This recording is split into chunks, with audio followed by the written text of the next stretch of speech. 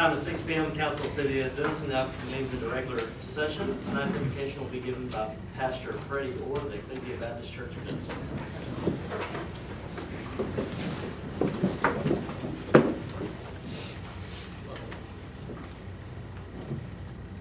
Father, how grateful we are for this day that you blessed us to see. And as we come, Master, these men of this, women of this council, that they come to seek your guidance in what they do.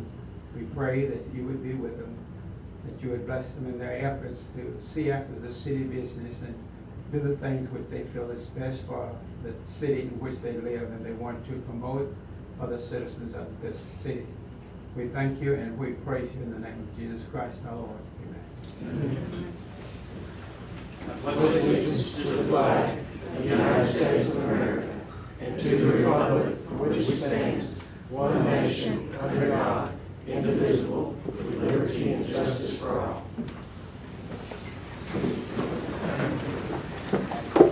Council's under receipt of the consent agenda. Number 2. Mr. Mayor, I move for approval of the consent agenda as written. Second. I have a motion from Councilmember Gott, second from Councilman Beck. All in favor by saying aye. Aye. Opposed, like sign. Motion carries. Agenda item number 3, public hearings. 3A, unsafe structures. Ms. Floyd.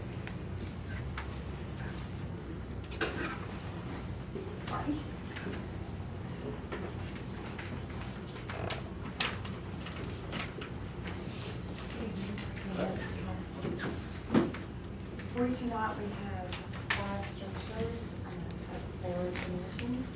The first one is 412 East Shepherd. We all have to bear with me.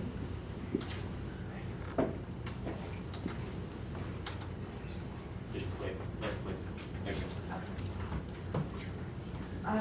This property, the exterior, the walls of it, you can tell they're buckling there. It's in very poor condition. It's being supported, the foundation is being supported, 6x6s. This is the rear portion of the structure.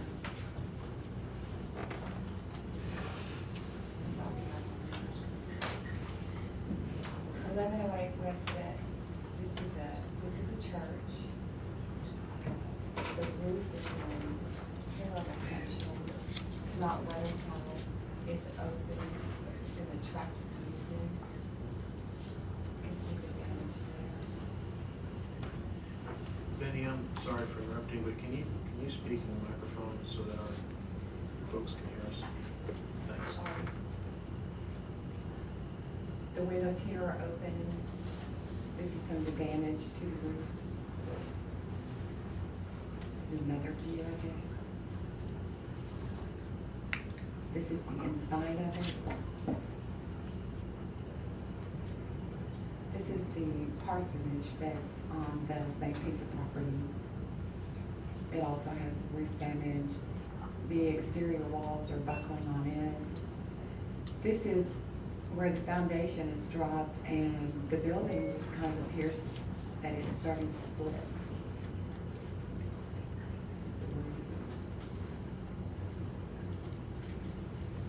2600 South College. This is the front of the residence. This was an add-on at some time. This is the rear corner piece that was never finished. This is the front looking from the porch. The roof is actually missing there over the living area. This is inside.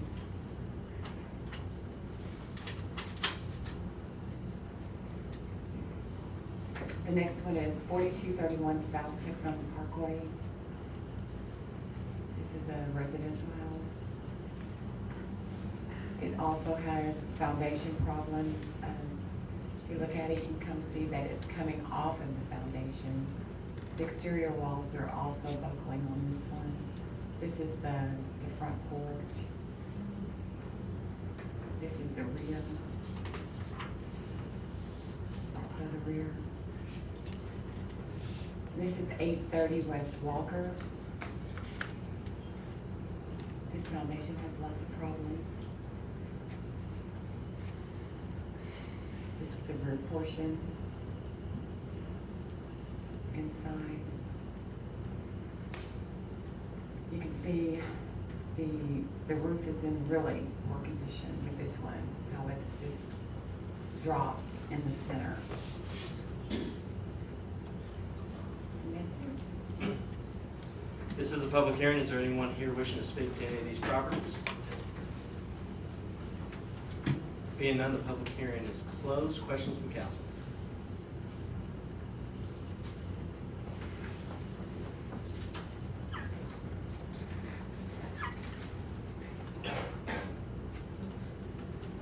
Motion? Mayor, I move we approve the demolition list. Second.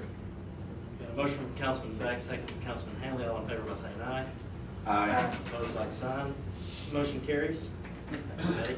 Agenda item 3B, public hearing on the CDBG action plan for HUD.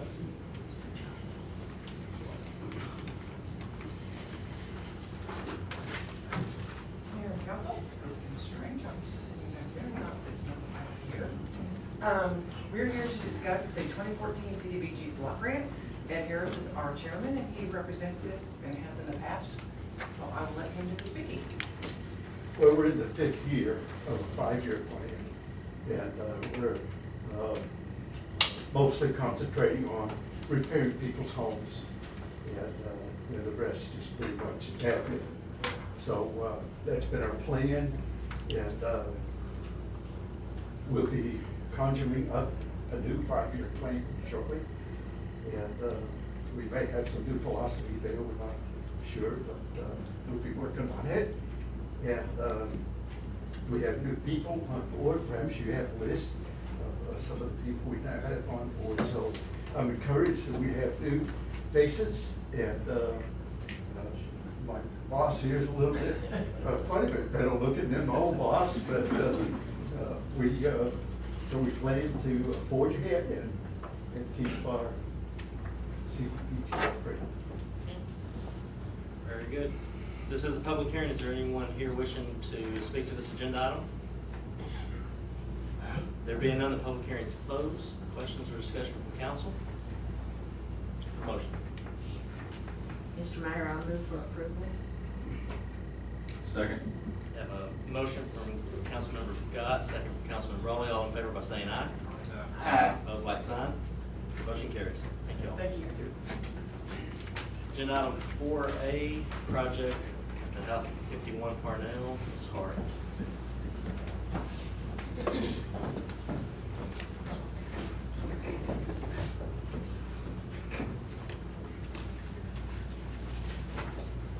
Mayor and council, I've been working with Alex Kemp. He contacted the city in May this year, and he had a project that he would like to try with a vacant house here in town.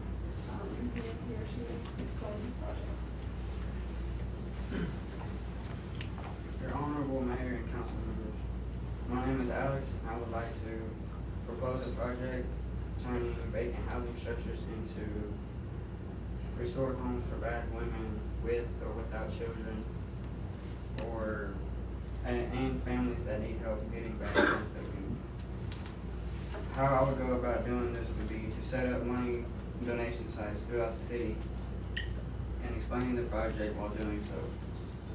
Furniture-wise, I have talked to Lauren Mealy, the Executive Director of Habitat for Humanity, and she said that they would be willing to donate any furniture we needed if they had it.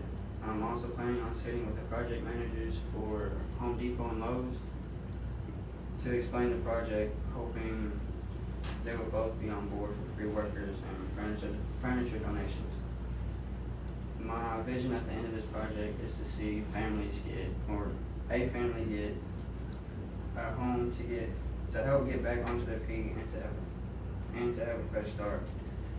Also, I have seen many vacant structures that would be good places to continue this project if this house is pleasing to the council. The reason I want to begin this project is because although there are shelters for men and women around this area, Not everyone wants to stay at a shelter, whether it's for a day or for a week. I'm hoping if I may proceed with the project, that word will get around and more people will catch on and want to be on board, which will then turn into something big, and after all, we can't change anything if we ourselves don't change. Thank you. So the house that we chose, I worked with Dale and I worked with Betty, for the house that we chose for him to try this project on is 51 Parnell Street.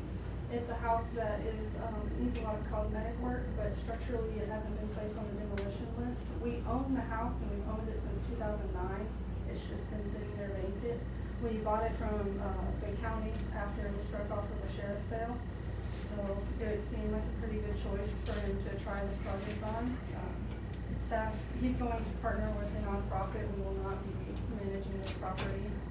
If he can get this house up to code and get everything fixed through volunteers and donations, we'll work with the nonprofit of his choosing to try to move this house over into their name so they can work with whoever is in need for this house.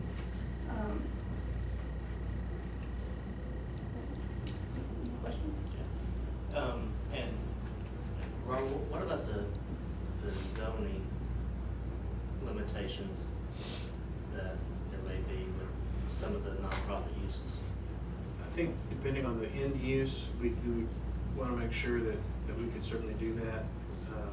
But I don't think that it's not, what I've heard Mr. Kemp say, that it's not necessarily, I wouldn't consider it a group home. Right. I would consider it just a residential home.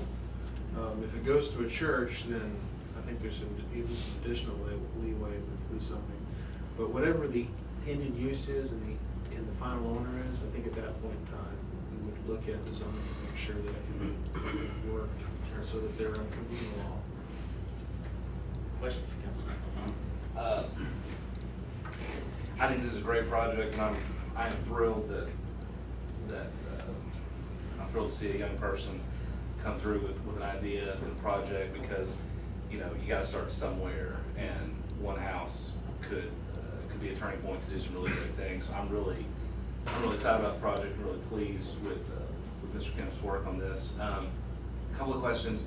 Do you think the end result would be similar to Habitat, where a family would end up owning this home, or do you think it would always be a home where people could come and stay, and then when they got on their feet they would move somewhere else? Have you thought that far down the road? It's okay if you haven't. I just was curious. I really haven't. Okay. Questions? Yeah, motion? I'll make a motion to approve staff's recommendation for a 12-month Second. process. Have a motion and a second. All in favor by saying aye. Aye. All opposed, like sign. Motion carries. Mr. Kemp, thank you, sir, for your leadership in this and your heart for it. Good job, man. Okay, agenda item 4B, discussion on the 2015 budget. Ms. White. Mayor and council, you have before you our proposal for the fiscal year 2015 budget. The council held a retreat on May 16th of this year. The budget presentation attached is an update that includes any changes that have happened or occurred since then, and recommendations council may have had, or city manager recommendations. The city manager has met with all directors, identified priorities, and is making recommendations based on those priorities. I'll involve Mr. Harris Clark.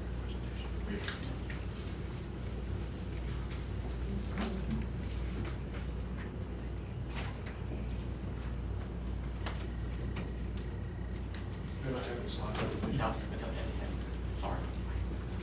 It's in your backup, Council.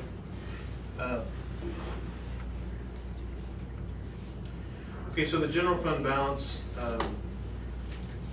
as adopted for fiscal year 2014, showed revenues over expenditures by about $61,000. And the projected budget for the end of this fiscal year shows revenues over expenditures by about $26,000, we're showing return to reserve, about 63 days in both cases.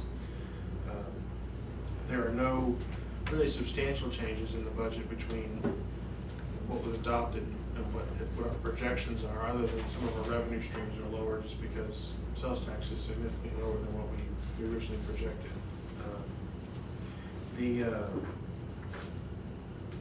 The budget next year, which is really what the point of this discussion is, what we're proposing for next year is about $21.3 million in expenditures.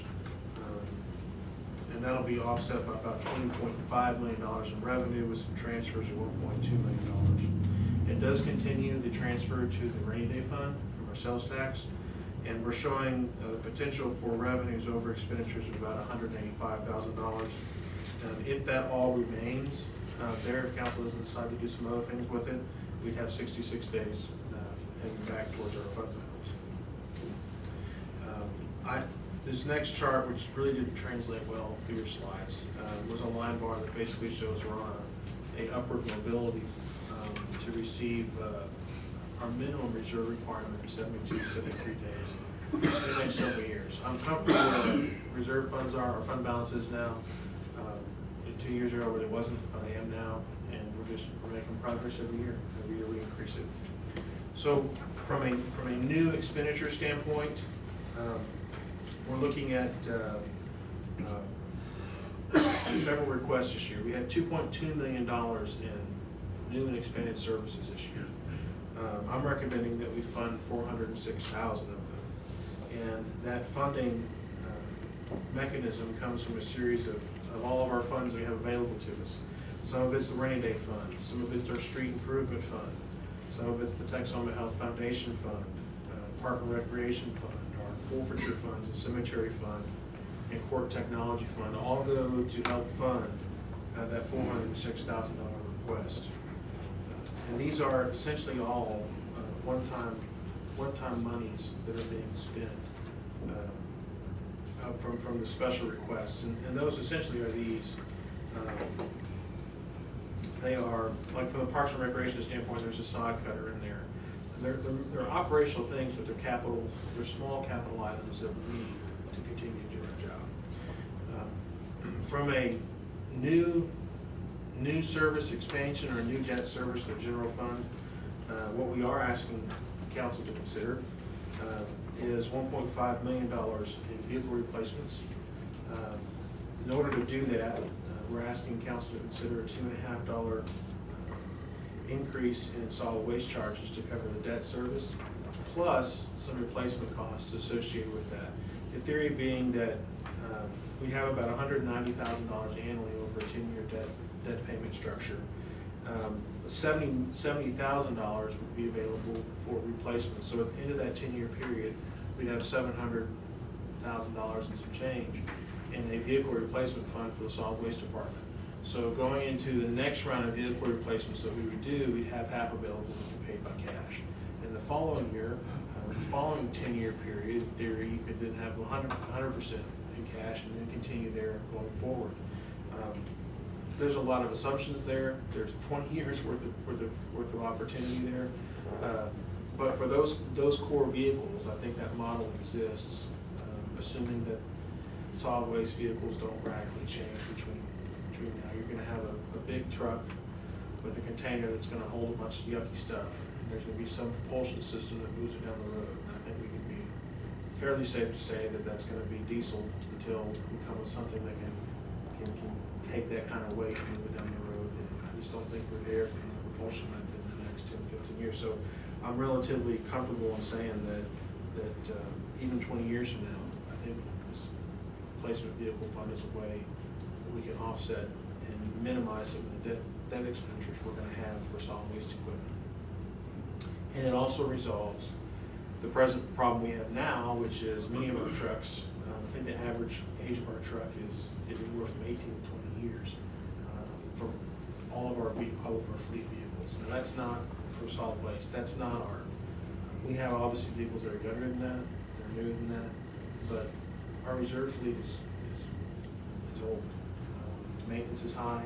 I think by doing this, we're going to be able to shave anywhere from, I don't know, $30,000 to $40,000 off of maintenance a year. And that number came from what are we spending on oil changes, and what are we spending on in addition to tires and oil change in the solid waste fleet. If you have a new fleet, the first year you're gonna have tires and oil changes, barring anything catastrophic, which will be covered by warranty. So I think that number is relatively sound. We're gonna see $30,000 to $40,000 worth of operating reductions because of maintenance dollars we're going to save.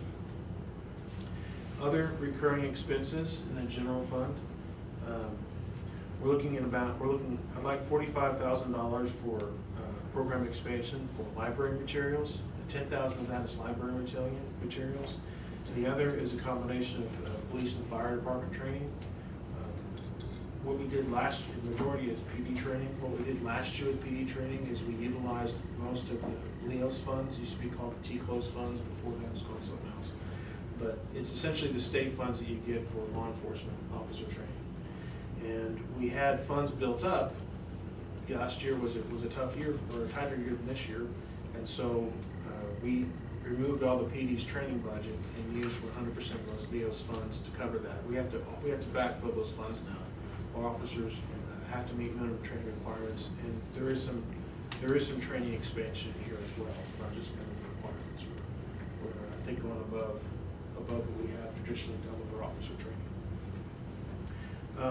We got $27,000 for new personnel in the general fund. One is a part-time Main Street assistant. Our Main Street program is successful. I would say that Donna Dow, who's a Main Street manager, probably works more hours than any other employee in Denison. She never complains. She's got an army of interns that help her through that process, and she utilizes my executive assistant sometimes more than I do. Not because I couldn't, just because she does.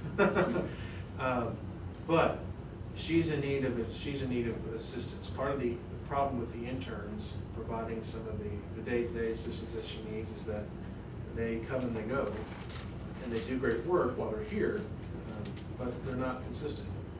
And sometimes what they think they can do from a semester isn't what they end up being able to do because their coursework is more demanding than they originally anticipated. So that would give her some consistency from an assistant standpoint, and I think allow her to do some things and spend times in areas where she hasn't been able to spend from a program standpoint, and also through a special event process as well. I think this person can also help smooth the rough edges on some of our downtown events. The swimming person is just extra hours associated with swimming education. We're up against that point where if we want to expand that program and grow it further, we have to add hours, and these are adding hours to that position. It's not a new position, we're just adding more hours to it. The $184,000 is replacing personnel. We went through that with the budget and staff retreat, the council retreat. That would be a new planner and an assistant city manager. And those dollars are dollars that we're currently spending in the budget cycle. They were just, so we'd be replacing those dollars. And I think overall we're talking like maybe $20,000 savings overall that would go back to the general fund with the way we have these two positions structured. And then we'll get to this at the end of the presentation, but we have pay performance allocations. So if council's interested in doing any pay performance adjustments, we have allocations available in the fund balance. If council choose to do that, the staff will make some recommendations here. Before we leave that slide, that Main Street position is going to be funded out of hotel motel tax, correct? That is correct, yeah. It's coming out of hotel motel funds. And that's already been built into the budget with that transfer. Okay. I do want to mention one more thing about the library. Historically, we have taken county's contribution. Last year it was about $2,300, and for that we have to add we have a large percentage of the population of the county that's added to our service population. In consultation with the library board and the library director, I'm recommending that we don't do that this year, that we don't take the county's money. And the reason is this: it's only a couple $1,000. So what's the opportunity cost of taking that money? The opportunity cost of taking that money is we've increased our service population to the point that we're no longer eligible for small library grants. And we would be very competitive with some of the grant opportunities that are out there. So we're taking $2,300, but we're leaving potentially tens of thousands of dollars on the table, because our bird population creeps above that cap. I'd like to not take it this year, and we have included in the budget to reflect that, because this is my recommended budget. But it's a material change, and council needs to be aware. We We- would still service the Absolutely. citizens of the county. Yeah, nothing would change from an end user standpoint. If someone walked in and said, gee, I want a library card, here's your library card. That's just how we've always operated, and that's not gonna change. But it enables you to apply for grants that you think you could be competitive for that currently you can't even apply for them. That's correct, because our service population is too large. Okay. Any other questions on the general fund at this time? I want to go back to library deals. I'm a little bit confused. So, in return for the $2,300, we service the county. Everybody that's not in our city limits. So we're not going to take the $2,300, but we're still going to service everybody. Correct. Okay. It's the way we've always done it. There are libraries across the whole state that do it the same way. Just because it's part of the library model. There are also communities that don't. You know, for example, in Addison, when I was early in my career, they negotiated a deal with the city of Dallas because they didn't have a library, and their citizens wanted access to a library. So they partnered with Dallas and they had library service to the city of Dallas, which was a block away from the town of Madison. That worked great because Addison had the dollars to fund that sort of program. The county is spending dollars in different places, and they're not spending it in library funding. And so that contribution that the county's historically given has diminished over the years. And it's at a point now where I think we're hurt more by taking the money than we are by not taking it. Just the doors of opportunity are open. But in continuation of kind of the mission of the library, we would still serve county residents. And that's a philosophical issue, and that's certainly something council can talk about if they want to. But it was not uncommon for communities to say, we're going to serve all members of, anybody who comes in is going to be able to be served. That's not uncommon. And I think our litmus test is you have to be a resident of Grayson County. If you show a Collin County license, we're not going to give you a card. You can still get the books through the library loan program, but you've got to be a Grayson County resident. Okay, on the utility fund. Again, we've got budgeted $10.1 million in revenues and $8.7 million in expenditures, with $1.2 million in expenditure transfers out of the utility fund.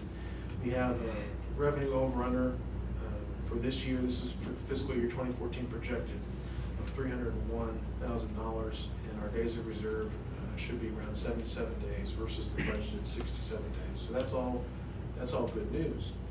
And part of that is water sales, and part of that is we haven't spent money on some projects that just haven't gotten around to it yet. But definitely need to get done, and we're working on that process now.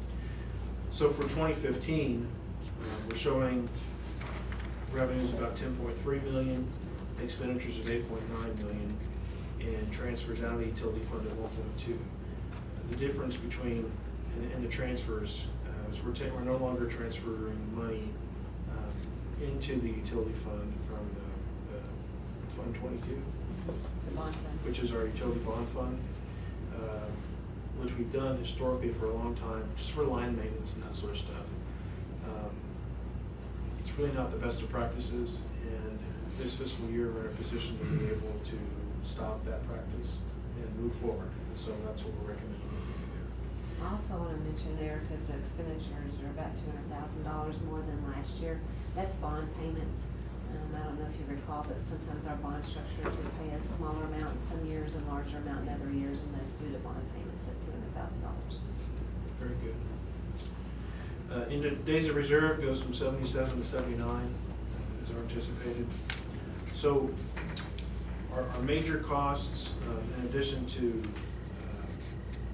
one-time capital costs, and there's vehicles and those sorts of things that are be coming out of the capital projects fund. There were 243,000 one-time costs, and those are all, we're recommending to be funded out of the capital project fund. And then there's $127,000 in recurring costs, or new people essentially. And we're asking that all of those be funded as well. Those two positions include utility workers, 2 CDL utility workers, and a position we're calling urban landscape foreman, for lack of a better term, or an urban landscape foreman. The utility, 2 new CDL positions are needed for the following reasons. Essentially, productivity. We can't increase productivity further without increasing personnel. We've tapped one person.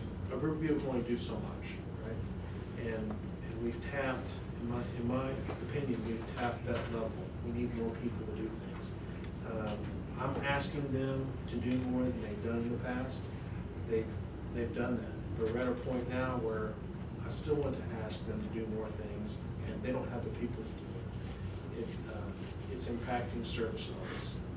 We end up, if we have a long-term illness, if we have just your standard vacation and sick time, little Johnny's sick, so dad's got to be out because mom's got to go to her work and she doesn't have sick benefits. Those sorts of things end up causing an inability to meet critical service demands. So we're at a point where we need these 2 positions. Line repair and replacement, similar kind of concept. We're seeing more opportunities to loop the water line or replace a longer section of sewer line instead of making a point repair where there's an actual crack took place or break. They're important projects. It's really the correct way to do something, but it requires more people to do it. Because you've got to dig up longer sections versus digging a hole, put a patch, and going. The other thing is these positions existed. We're not creating these positions out of the air. They were needed in the past, and I think that because of the budget constraints that were in place in the past, staff didn't necessarily want to give them up, but they understood that they had to give them up. It's not because the work wasn't there. In a lot of ways, they stopped doing things. When you don't have that body to fill that hole, you're not doing something that you did before. And I'd like to see us continue to increase our service levels. In order to do that, we need more people. In a perfect world, I think you probably need 2 or 3 more crews in the utility department. When I say utility department, I'm talking about the streets and water and sewer. And not 3 in each, but 3 amongst those 3 divisions. That's not a reality. It's not going to happen. But this is a start in that direction. On the urban landscape foreman, we need a position for a number of reasons. Since fiscal year 2013, we've added 8 large landscaping areas. The library, the SNAP Center, the gazebo, the Forest Park, the entrance to Forest Park. Those are all areas that are getting landscaped extensively. Eisenhower Monument, Southside Fire Station, and then the Pocket Park and 104 East Main, which aren't as labor intensive, but there's still areas that are being mowed that weren't there before. So now that we have these landscapings and they're attractive, you got to maintain them, otherwise they don't look good, right? It is anticipated if council approves the budget, there'll be $100,000 in additional work done on Main Street for plantings. We'll have 30 in all the intersections, all 4 corners will have landscaping there, very similar to what McKinney has in their town square. These large circular pots, like a better term, but just large planters. They're attractive, and if we're going to have them on Main Street, they're going to have to look sharp every day. Not every other day, not every 3rd day. Every day, they're going to have to look sharp. We can't do what we have without having that person. I think we're at a point where spreading the work amongst the crews that we have and allowing the person who's doing this now, Mr. Park, is doing double duty. He's doing his existing job plus he's doing this. We have identified him to take this position if it is authorized in the budget, and he would still be doing other duties, and in addition to just landscaping stuff. He does water line locates, and he's very proficient at that. And you say, well, gee, there can't be too many of those, but there really are. Anytime a utility does anything, they do a dig test, we go out there and mark our lines, so it's something they do every day. And it's an important part of what we do. Any questions on those positions before we move to the next section? So, talking about the capital improvement fund, the $28 million that we've talked about now 2 or 3 times. Planned issuances for 2015 include the following: about $1.3 billion for Lake Rendell. We're going to complete the Lake Rendell project, and we'll be done with that, right, David? Yes, sir. Awesome, that's great. $215,000 for TCEQ mandated sewer overflow projects. These are not optional; these are required improvements we have to do. We have a time frame in which to do them, and we need to start meeting our obligation there. About $500,000 for design and right-of-way acquisition for a water line that will go from Loy Lake down to 691. Similar, it'll run around the old Katy Rail line through Waterloo Park and go down and tie into 691 near Teresa and some of the TPJ development down there. $490,000 for a redundant water supply connection on FM 1417 for Caterpillar. Right now, if we have a break or a valve cut off on a certain portion of the line and they're out of water, one of our largest industrial customers need to loop, not only for the system out there, but also for them. They need to be able to have a second water supply. And then we also are requesting $4.5 million, which is the big component of this next year for meter replacements and the automated meter reading program. The following year, we continue to move our project forward through additional debt increase or additional debt expenditures. I included some of the planned concepts for 2016, just so you know that it's a process that happens every year. We'll be doing this the next 5 years. Every year we'll have these are the planned issuances for this period. Any questions on any of those? When was the TCQ mandated stuff? When did they mandate that? David? We started in 2007. It was a response to a requirement that they placed on a lot of municipalities to occasional sanitary sewer overflows from the system. Cities responded in different ways. Some just said we'll do more cleaning of the lines. Some said we'll do more I&I testing and just various services. Our response was to identify 10 needed projects and over a 10-year period try to get those done. And that was accepted. And we're working through that list of 10 projects. So how many have we done since 2007? Without looking right now, 4. We've got about 6 to go.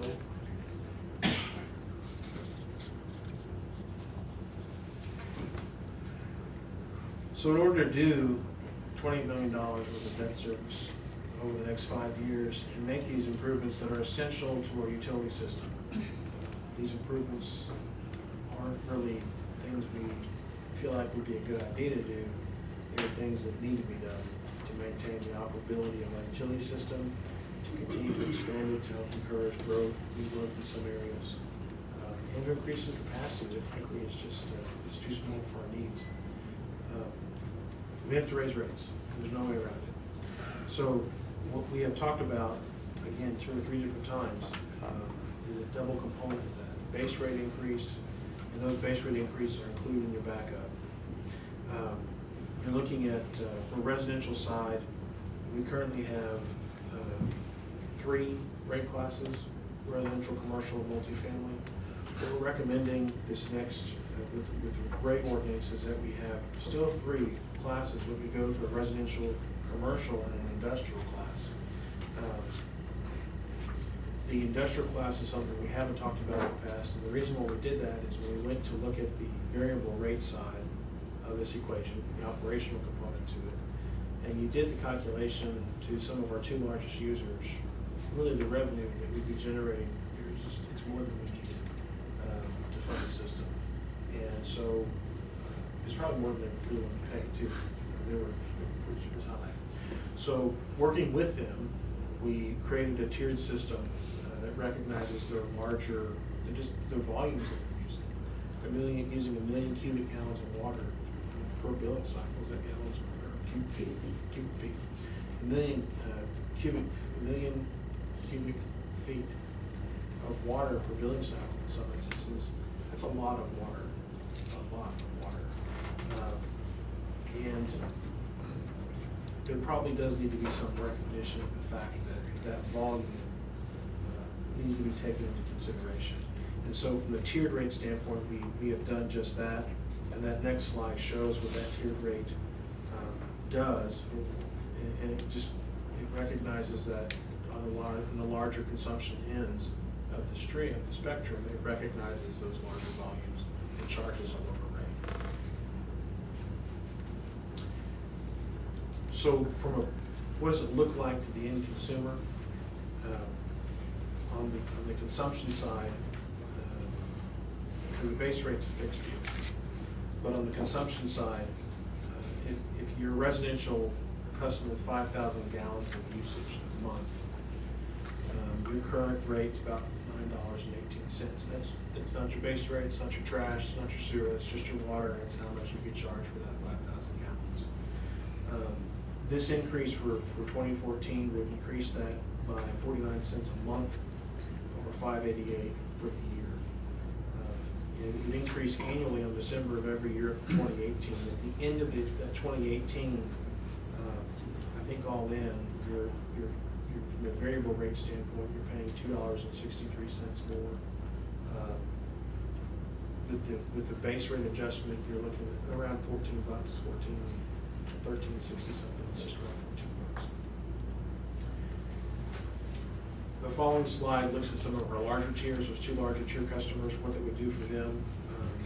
The current year, when we created the tier structure, we wanted to try to close to zero, because we wanted a recognition of this is where they're at now. So we created that tier structure to be as close to zero as we could without getting into moving the decimal point any farther than we needed to. So for 2014, they have a $5,000 increase. 2015 would be 10. 15, 20, you can see the math works, how that works. That would be the rate structure component on that. I think it's important that if the county staff is moving in a direction that council is not supportive of, we know that now. Like I said, this will be the third, fourth discussion on it. So where we're at with this is we're preparing an ordinance, assuming there's not any further direction after this meeting to accomplish that, and that will be adopted in a separate mechanism, but parallel to the budget process. Go ahead. I was gonna say, do you wanna go ahead and do the last slide, and then we'll talk about all things? So the final slide is salary options for council that choose to do something. You have 1%, 2%, 2.5%, 3.5% for both funds, and effective date October 1st, January 1, or April 1st, this is the exact same slide you saw last fiscal year at this time. And what we would encourage that we do this year versus what we did last year is simply y'all choose a percentage that you're comfortable with and an implementation date that you're comfortable with, and then staff will identify a certain percentage of that to be used as the solid performer. So everybody who's ranked solid performer gets a certain percent. There'll be a residual amount held back, and that will be used for merit pay. So that we're avoiding some of the things that happened last year, which was we had 10 people that qualified for this, but what we wanted to give, we couldn't give because we had 10 more than we thought, and so we had to recalculate some things and reduce the benefit a bit. So essentially all we're saying is if council gave 2.5%, we use 2% for the solid performer, and that 0.5% we hold back and say this is for merit only. And that would give us a fixed budget, and we'd be able, I think, better account for this.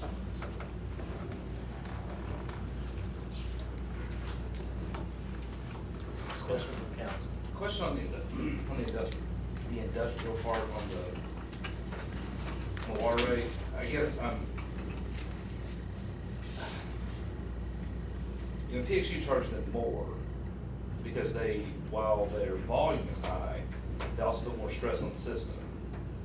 And I would assume that would be the same with our water system as it is for the utility grid, that our high volume users put a lot of stress or put more wear and tear on the system. Yes, no, maybe? I think it's different simply because we have, our supply, we just don't see the impact. We pressurize the system and the water's gonna be going by there, and they just are gonna extract the amount that they need. But as far as what the components of, whether it's financing or whether it's operations, I just think we have a different situation than what they do. They have a finite endpoint of what stresses their system when they're generating power. And I don't know that it's apples and apples, is what I would say. Okay. Councilman Hamel, it is not unusual for a city to have an industrial rate that's lower than what the other rates would pay, primarily because of the volume component of it. It is unique a little bit to have this inverted tier structure, but given some of the other peculiarities of our rate system, this is the way we had to do it to maintain some sense of parity between customer costs. Yeah, I see that. But we went to them and asked them what they wanted to pay, or what? No, that was the- we sent them an example of what their bill might look like. And we said, because of the volumes, we did some initial calculations. We wanted to know what the impact might be of their business operations. And so we sat around and talked about it. And then they, of course, had some suggestions and recommendations. Some of them were legitimate, some of them were, if I can control my destiny, this is what I want to see. And we came up with a rate that I think is reasonable. It's about a 10.5% increase over at the end of the 5-year period for them. And I think it's reasonable where we're at. And that was the direction of Councilman Retreats, to go back and make sure we're not Gouging any customer. Yeah, gouging, and also to check with our DDA professionals to make sure we're not grossly impacting their ability to improve heavy water.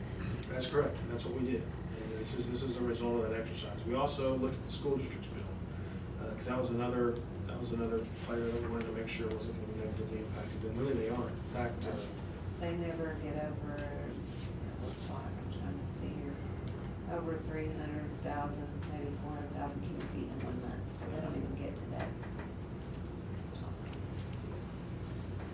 The systems with the finite supplies, like the groundwater system, often will have a tiered rate that promotes, if almost is punitive towards conservation. And we don't have a finite supply, and what the mayor just said about encouraging recruitment and being the city that has water to sell, this will work in this model. Because at the retreat, we just had residential and commercial. that's correct. Right. That's correct. We have residential, multifamily, and commercial. We discussed about making the multifamily the same as the residential, same as commercial. Same as a residential. Same as residential. Increase in So we don't start mixing issues. Let's keep all of our discussion at this point to just the water discussion, and we'll move back to the other budget issues. So if there's any other discussion on the water rates, let's do that now.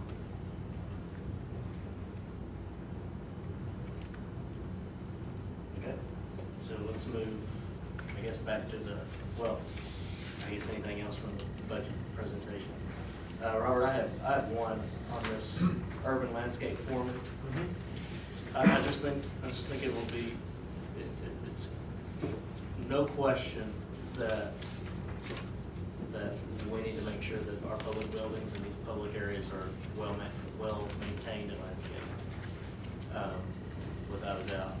I would like to see, though, because what you're describing here has nothing to do with the mowing and everything to do with the actual maintenance of the beds and new plantings and trimming some of it. I just think it would be good due diligence to see what a landscaping company could do that for, as opposed to us adding a position to oversee that work. Sure. And maybe it's close, maybe it's not, but there's eight projects there. Yeah, I don't think it'll be hard to get that number if we can do it. Along those same lines, I'm struggling a little bit with the added staff from the standpoint of, I can't really tell if it's needed or not. And what I mean by that is there's nothing quantifiable that's gonna tell us if that's successful or if it's not successful, because there's nothing to measure it based on, whereas like I don't want us to be throwing staff. If that's the problem, great, but it seems like we've had some discussions back and forth on various things over the last year or two about whether or not we're doing everything in an efficient manner and getting to all projects and setting it up. I don't want to be throwing staff at a deal if it's not working. I haven't felt like I know that if that's the case or not. And I also struggle, with adding staff when, property values are gonna go up, and so that's gonna be money out of our citizens' pocket. Solid waste is going up, base rate's going up, variable rate's going up. It's a lot, and I'm very concerned about,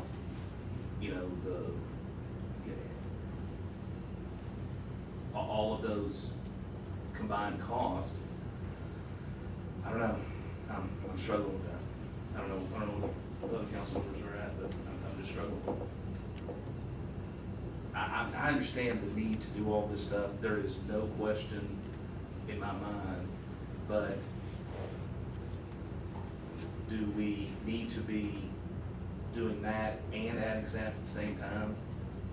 Can we do one, I don't know, I just think it's a lot to put on the citizens at this point. Councilman Hanley, I would say that, if you do these rate increases and you don't add staff, you're not increasing your services, certain level of service they're receiving. So all they're doing is paying more, and they're getting less of a benefit. With this, the intent is to increase the service level that we're providing to the customer. Be that you're driving down Gandy and you don't have, Caliche base has been on that road now for the last, I don't know how many months, because we're doing other things. We're doing annual cleanup. We get called off to do different projects. There are other utility line emergencies that take place we have to fix. On Coffin Street, there are 2 water line repairs that have been there and haven't been filled for months. And it's not because we don't know they're there or we've forgotten about them. It's we want the labor to go do it in the fashion that we'd like to do it. This is gonna help alleviate some of those concerns. Is it gonna catch them all? No. And I'd be lying to you if I told them that the world's gonna be, milk and honey otherwise. But it's gonna move us in the direction of better providing the service that our customers deserve. And that is a body issue. That is not a project management issue. Have we had some project management concerns? You bet. In last fiscal year, council thankfully agreed to fill the position. That position was finally filled. And I think the person that we're able to get in that position, is going to be able to do an excellent job for us and move that ball forward without any issues. This is another part of that issue. It's another side of the equation, and it too has to be solved. And this is not the end all and be all solution, but we're moving towards that solution with the additional things. Okay, well, let's make sure that we're all on the same thing. Now, I understood that we were using the rate increases for the debt service. Is that correct? That's not for the people? The base rate is for the debt. Okay, the service. base rate is for the debt service. Okay. And the variable rate is for operational increases. Again, we haven't had an operational increase in 7 years. Our cost of operations has increased. So we're trying to recognize those increases that have taken place. And it allows us to not make that transfer that was unnecessary. Correct. It wasn't this practice. That's correct. Because that's why, if you look at the days of cash in the utility fund, this year's 300 positive. I think next year's 60,000 maybe, but partly because we didn't do projects, but two, because we got a variable rate increase. That absorbs some of that full cost. It's not, we're not generating $165,000 in year one, it's closer to 129. Yeah, because the rates wouldn't go into effect until December. Therefore, you won't see the result of that until January, the bills are paid. I mean, what I've got to, what I have to have the utmost confidence in is with my city manager, who's been here for 3 years, has worked with his staff to make sure we've improved efficiency, improved productivity, increased the level of overall service that I think that this council's demanded of him in the last 3 years. And when he stands before us and says, these two are needed to enhance our ability to get things done that aren't getting done today. I had nothing to discount that with, because I'm not there every day.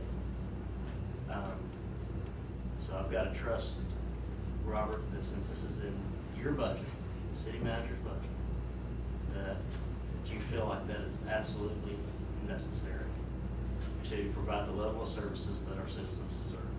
I do. I think if we want to continue to provide the same level of service, you don't have to add the positions. But if you want to increase that level of service, which is what I've heard you say, I think we need the positions to do that. So how do we know if it works? That you're going to see things done faster than they've been done in the past. You're going to see things, from a leak standpoint, we'll get the holes covered up faster. From a spring cleanup standpoint, we'll be doing other things during the month of April than just driving around picking up trash and debris, which is one of the problems that we have, is we have enough people to do that project. If something happens to somebody, all of a sudden it's Katie bar the door, we got to call everybody in from every division and pick up trash and debris. So you're gonna be able to see us flex and do things differently, I think more effectively. Can I tell you we're gonna repair X amount of linear feet more water lines? No, because we don't measure that right now. Are we in the process of measuring that? We are. We just did our first year performance measures. But performance measures in an organization with Denison's history is going to take a couple of years to get into the culture of the organization. But the good news is we got the first year behind the belt, and we're starting on the second year. And we're measuring things this second time go around that we haven't measured in the past. And so we will be able to sit down and say, what is our baseline? What do I think adding this one person is going to be able to do? If one person can throw so many tons of asphalt a year, what can this extra person do? Yeah, we're going to be there. It's a journey. It's not, we don't arrive overnight, but we're getting there. We are getting there. It's not that I don't want to have an answer for your question. I don't want to be able to say, we'll be this, we're doing this, and this. Because I don't have the data to be able to say that. But what I do have is 15 years of experience in this profession, and I know what people can and can't do. And I know when they're tapped at the end, when they're at their ability to do it, what I've asked them to do. And from a performance standpoint and turning around a project, they're at where they need to be. They can't do any more. And so what I've got to go on is my intuition and my experience. And I'm working on the data component. It's a legitimate request, and I'm working on getting that for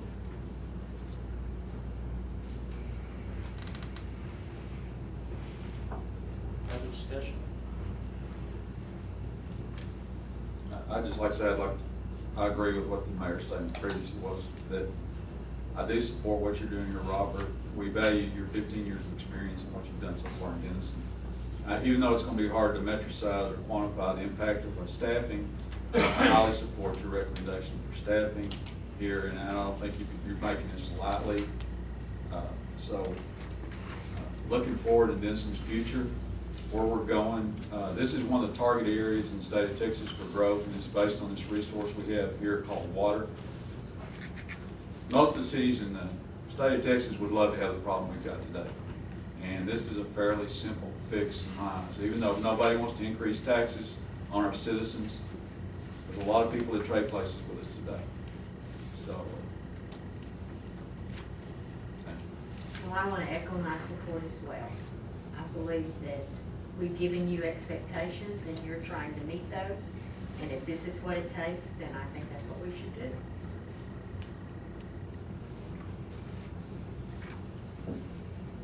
Any other discussion? So you're gonna go back and definitely check on, We're going to get a private sector component to maintaining our beds and installing new ones in the irrigation system as well. So whatever this person would do, we're going to convert that into a private sector contract and see just what the market would pay. And, you know, if there's opportunity to save costs, then we'll certainly explore those. Well, I just have one comment about that. If it's close, I think it would be better to have our own manager that is accountable to the city manager. if it's close, for Yeah. sure. So, If it's close, then. Okay.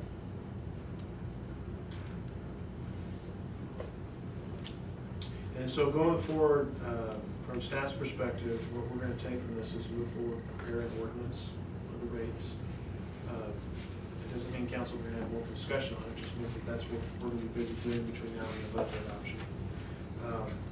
And what I would ask council to do is if there's other questions or concerns that you have about things, let's talk about them, so that when we get to the adoption point of this thing, it's a smooth process for everybody.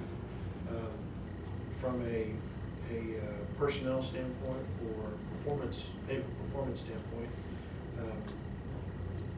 do give some thought to that. My professional recommendation on that is that you explore maybe doing a 6 month instead of a full 12 month. And the reason is this: we are expecting some revenue coming in from TMC as they fall off of the tax abatement, but we all have our idea of what that number might look like, but we don't know until we know. And that's the following year. And that's the following year, that's 2016. And so we're relatively conservative with our sales tax numbers going into fiscal year 2015, our projections, because of what we experienced this year. But if there's a downturn in the economy, something goes hinky in the Middle East that isn't already going crazy, it could be that revenue drops off as well. And so I would much rather walk into 6 months of having that increase than having a full 12 month. And I'm confident enough in fiscal year 2016, because the hospital is coming on the tax rolls, even though we're not for certain what the number is. Our math shows it to be it's a large number. That we can absorb that extra 18 months that we wouldn't be paying. We had to pay for before. It's a one-trick pony, but I think this is the year. If you're going to do staff increases, this is the year to use that one-trick pony. And you're still waiting on the final numbers on insurance? Because I don't think we make any decision until we get that number. Yeah, and I was remiss in not mentioning that. So our health insurance is moving forward, and in fact, we just received an award from TML for our wellness program, which is great for the community. I think maybe the first time Denison's ever received something like that. So it's a compliment to the staff and to the employees that are doing it. They're actually doing the wellness program. We budgeted 5%. In the general fund budget, it's built in there now for increases. The previous 2 years were at 4%. TML is telling us we should plan on 10%. The number we got from them today was 6.8% That's the average. average system increase. If we look at the loss history for the plan that we're on, which is the Plan 5, P75, 8100, I think is the it's one of the higher loss ratios. So some people came into that plan because it was one of the lower loss ratios last year. So the way our health plan is set up is there's 8 different options, and it could be that to answer this, it could be that the city just says, okay, we're not paying for Plan 5 anymore 100%. We're going to cover 100% of Plan 6. And that may be the solution to our problem, which is the way it was originally designed. But we don't have enough, we don't have all the information yet. And so before we make a recommendation, I want to get that next component. I don't believe it'll be over 10%. I don't think they've given us that number if they think it'd be over 10%. I'm hopeful it'll be less than that. So, but until we have that true number, anything over 5% really is not looked at this much. Okay.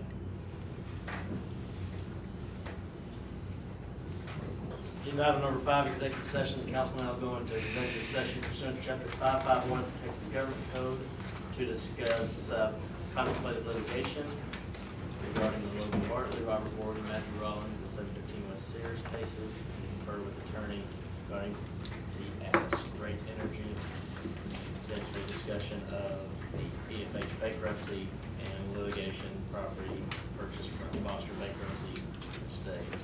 Also go into executive session pursuant to chapter 551.074 to discuss reappointment of the alternate municipal judge and to have deliberations on possible DDA incentives. Time is 7:06.